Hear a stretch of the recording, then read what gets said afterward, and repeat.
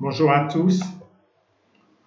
Nous allons poursuivre notre cours sur la démarche Six Sigma, DMAIC. Nous avons déjà fait l'introduction. Nous avons fait la phase définir dans laquelle nous avons pris le soin de faire la charte projet, de faire la voix du client et de définir le processus macro du processus qu'on doit améliorer. Ensuite, nous avons vu la phase mesure. Lors de la phase mesure, nous avons collecté les données et nous avons fait des représentations graphiques de ces données-là après avoir décrit le processus détaillé de notre démarche. Toujours dans la phase mesure, nous avons également calculé la valeur du process sigma qui nous permettra de voir à la fin du projet si nous nous sommes améliorés ou pas. Ce soir, nous allons parcourir la phase analysée. La phase analysée avec la démarche Six Sigma nous permet de vérifier les causes. Avant de vérifier ces causes, il va falloir les identifier. Donc, nous démarrons le module 3.1 avec l'identification des causes. Pour bien identifier les causes, nous allons d'abord revoir la définition du problème. Un QQOQCP va nous permettre de bien définir le problème sous tous ses angles.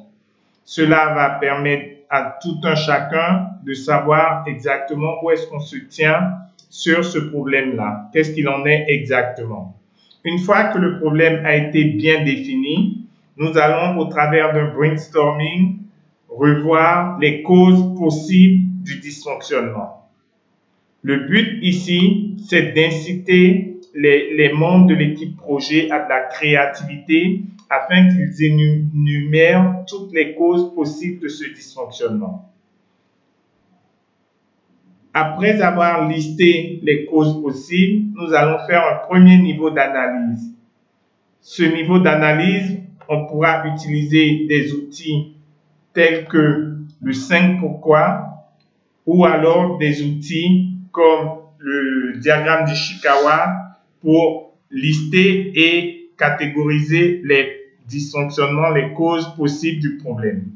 Commençons par le 5 pourquoi. Ici, vous avez deux exemples qui vont étayer la méthodologie du 5 pourquoi. Premier exemple, nous constatons qu'à l'heure du dîner, les clients qui appellent se plaignent d'avoir trop à attendre avant d'être transférés à leur correspondant. Le 5 pourquoi va consister à poser la question 5 fois, la question pourquoi 5 fois, afin d'arriver à la cause racine du problème.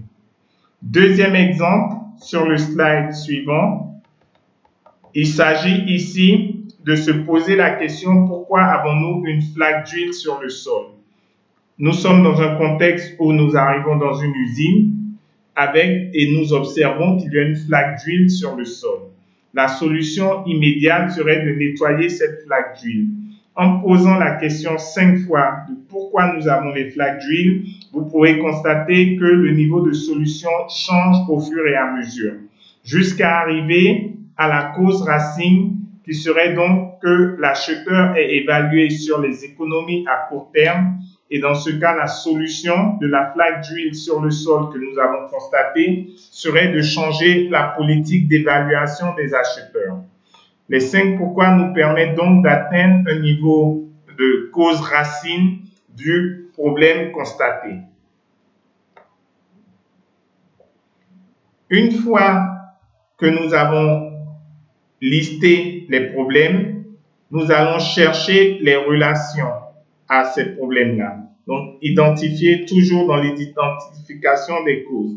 Pour la classification des causes possibles, nous avons le diagramme de cause à effet, ou alors également appelé diagramme en arrêt de poisson, également appelé diagramme d'Ishikawa. Nous avons également le diagramme en arbre qui nous permet, de la même manière que le diagramme d'Ishikawa, de classer les causes possibles. Nous allons entrer dans plus de détails sur chacun de ces diagrammes. Le diagramme d'Ishikawa, nous n'allons pas nous attarder dessus. Je pense que vous l'avez déjà fait. S'il y a des questions, n'hésitez pas à les remonter. Le diagramme en arbre peut vous paraître nouveau. Donc, si sur ce slide, le slide 9, vous avez un exemple de diagramme en arbre.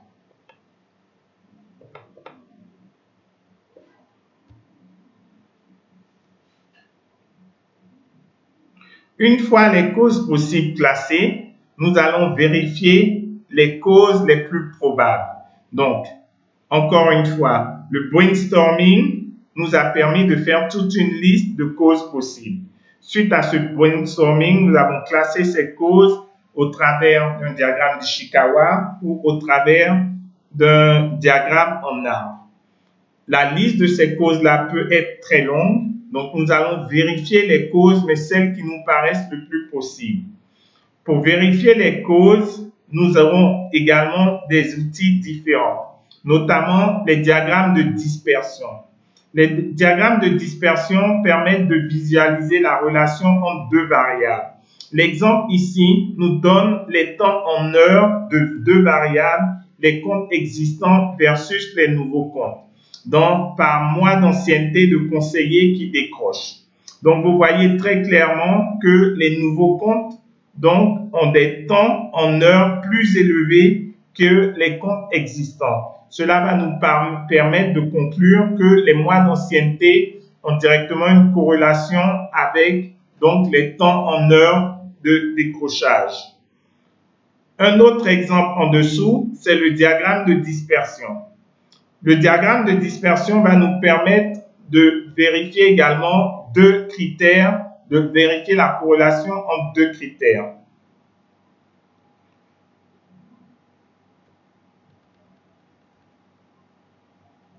Donc, ces données, pour les données continues, donc, pourront être observées et en fonction des deux critères, lorsqu'on fait le diagramme de dispersion, on se rappelle un peu tous à l'époque de la formule AX plus B. Ce diagramme devrait nous permettre d'avoir dans certains cas une droite avec un coefficient de corrélation qui serait ce coefficient A, donc qui sera issu de la droite qui va venir en quelque sorte dans la direction du nuage de points que nous allons observer. En cas de forte corrélation positive, nous aurons ce nuage qui sera croissant. À l'inverse, nous aurons une forte corrélation négative. Lorsque le nuage est un peu plus dispersé, nous pourrons avoir des corrélations possibles. D'accord? Possibles positives ou possibles négatives. Dans un cas où nous avons juste des points disparates éparpillés dans notre graphe, il est fort probable que nous n'ayons pas de corrélation du tout entre les deux critères. Une corrélation, même forte, n'implique pas nécessairement une relation de causale. C'est ce que nous voyons au slide 16. Comment cela peut-il se faire? Nous avons un exemple ici avec le graphe de la population d'Oldenburg à la fin de chaque année, entre 1930 et 1936, rapporté au nombre de cigognes observées cette année-là. Donc, vous voyez qu'effectivement, nous avons une corrélation. Pourtant, il n'y a aucun lien, bien sûr, entre le nombre de cigognes et le graphe de la population d'Oldenburg.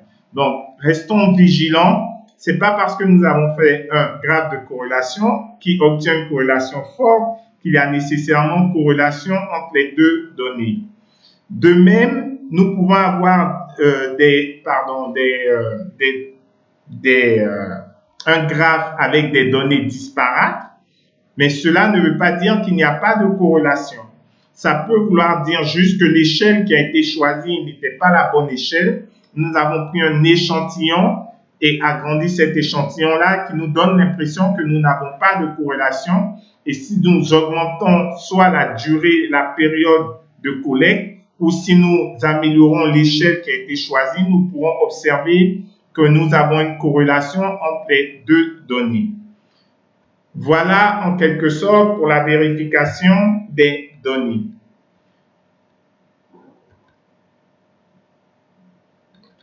En conclusion, pour vérifier les causes, donc il faut bien sélectionner les causes les plus probables, sur lesquels nous allons faire la vérification des causes.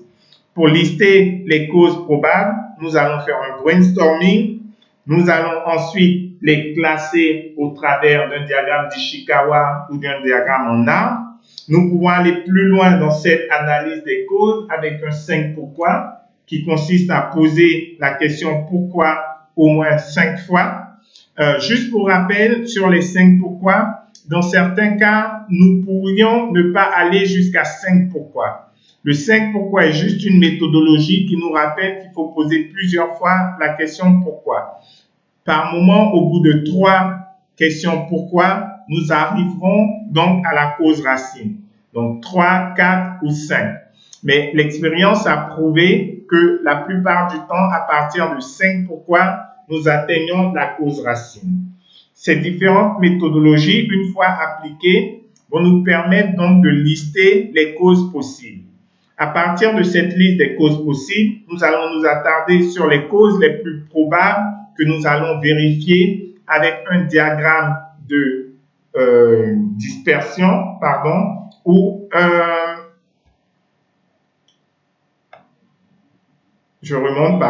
ou un diagramme. Nous avions 2 modèles pour vérifier les causes. Je vais les reprendre. Nous avons le diagramme de dispersion, comme je viens de le mentionner, et nous avions également le diagramme de corrélation. Donc, ces 2 types de diagrammes vont nous permettre de vérifier les causes. Donc, on va utiliser les données existantes pour recueillir de nouvelles données en cas de besoin, juste, encore une fois, pour la vérification des causes. Voilà pour le cours de ce soir. Encore une fois, n'hésitez pas, si vous avez des questions, à les poser. Je vous remercie pour votre attention.